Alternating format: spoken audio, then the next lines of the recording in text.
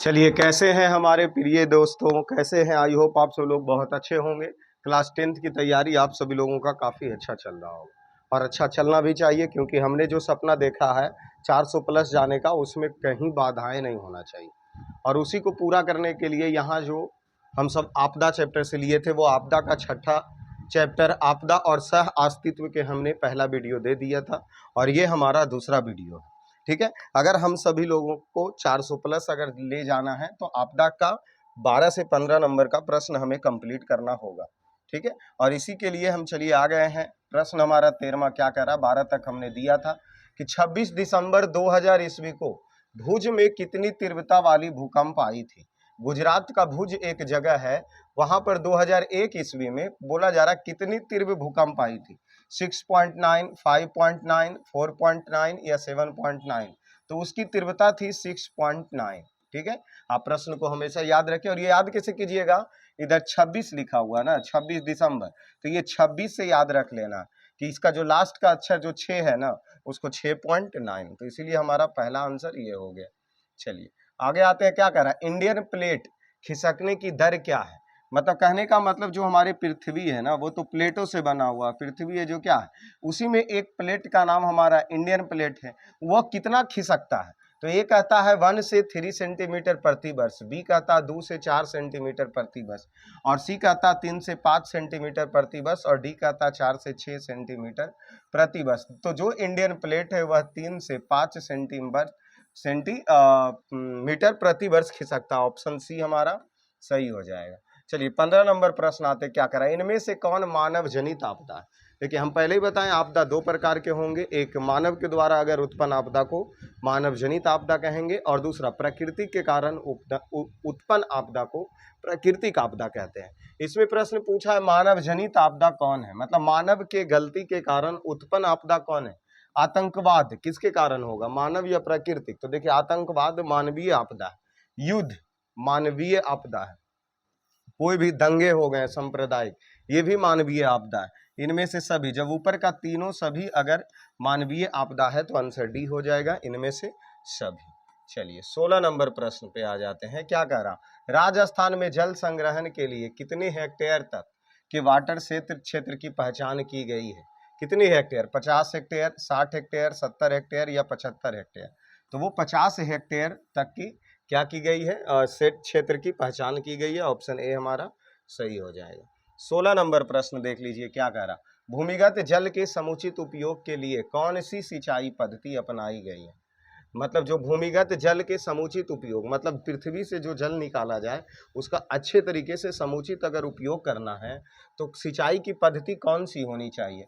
स्पेलिकर सिंचाई पद्धति, ड्रिप सिंचाई पद्धति, ये अभी दोनों, या डी में कोई नहीं।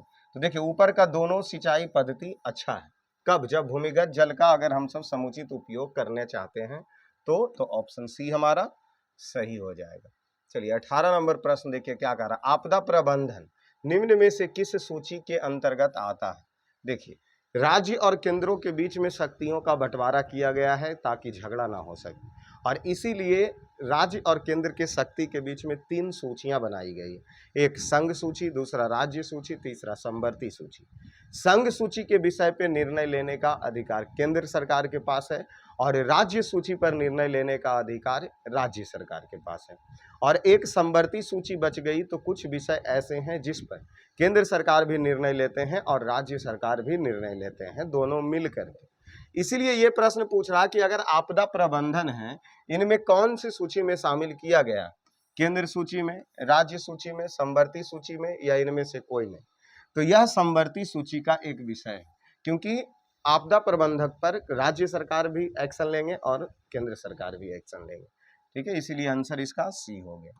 चलिए 19 नंबर प्रश्न आ जाइए, देखिए क्या कह रहा, भारत के भूकंप से संबंधित सूचनाओं को प्राप्त करने के लिए कितनी वेधशालाएं में भूकंप मापी यंत्र लगाए गए हैं।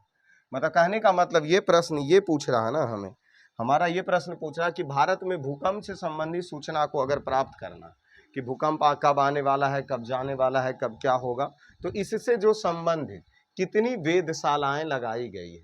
112 वेधशाला, 212 वेधशाला, 312 या 412। तो टोटल 112 वेधशालाएं लगाई गई है, जो भूकंप मापी यंत्र का पता मतलब लगा सके और लगाया जा सके। ठीक है, चलिए अब आते हैं हम सब 20 नंबर प्रश्न। 20 नंबर देखिए प्रश्न क्या पूछ रहा कि भारत सरकार ने भवन निर्माण संहिता लागू कब किया? 1981, 82, 83, 84। तो भवन निर्माण संहिता लागू किया गया 1982 में, क्योंकि भूकंप जैसे आपदाओं से अगर बचना है तो उसके लिए सरकार के निर्देशानुसार भवन निर्माण करना बहुत जरूरी होते हैं शहरों क्षेत्रों में, इसीलिए इसका आंसर 1982 हो। चलिए 21 नंबर प्रश्न आते हैं, भारत सरकार ने बाढ़ नियंत्रण के लिए त्वरित, अल्पकालीन एवं दीर्घकालीन आयाम कब लागू किया गया? मतलब कहा जा रहा अगर बाढ़ पर नियंत्रण लाना है हमें तो उसमें त्वरित, उसमें क्या त्वरित, अल्पकालिक और दीर्घकालिक आयाम कब निर्धारित किए गए? अल्पकालिक मतलब अभी सोचना है, दीर्घकालिक मतलब कि लंबे समय तक के सोचना है। जैसे अगर बाढ़ से बचना है तो एक तत्कालिक उपाय होगा और दूसरा दीर्घकालिक उपाय होगा। 1954, 55, 56, 57। तो यह चीज सोचा गया कब? 1956 ईस्वी में। आयाम कब निर्धारित किया गया? 56 तो अपन मतलब अपने आप को अगर बाढ़ से बचाना है तो यह आयाम निर्धारित करना है, तो 56 याद रखिए, अपन से 56 याद रखिए।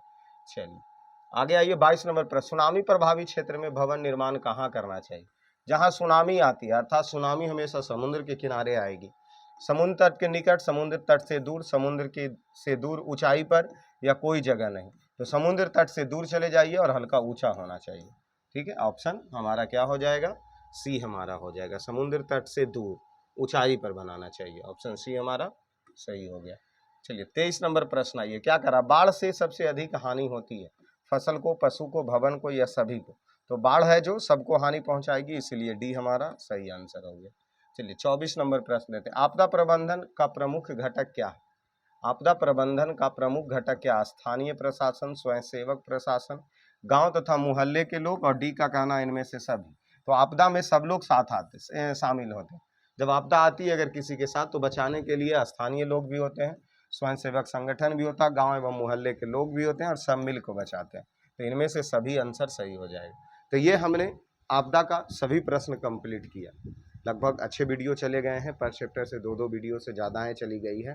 तो बट प्रश्न की संख्या मुश्किल से 200 या 250, 200 तक प्रश्न होंगे, क्योंकि अगर 20 वीडियो भी गया होगा तो 200 प्रश्न से ज़्यादा नहीं होंगे। तो यही 200-250 प्रश्न में समथिंग आने वाले हैं, आपसे 10 से 12 मार्क्स कंप्लीट होगा। तो कृपया आप जा करके वो वीडियो अवश्य देखें, उसी को देखने से आपका क्या हो जाएगा, सभी आपदा कंप्लीट हो जाएंगे। और अब हम इस पर कोई साइंस, चलिए साइंस में हम सब लेके चलते हैं फिजिक्स को, और फिजिक्स का पहला चैप्टर का 10-10 प्रश्न हम सब ऑब्जेक्टिव को लेकर के चलते हैं, VVI इंपॉर्टेंट प्रश्न रहेगा।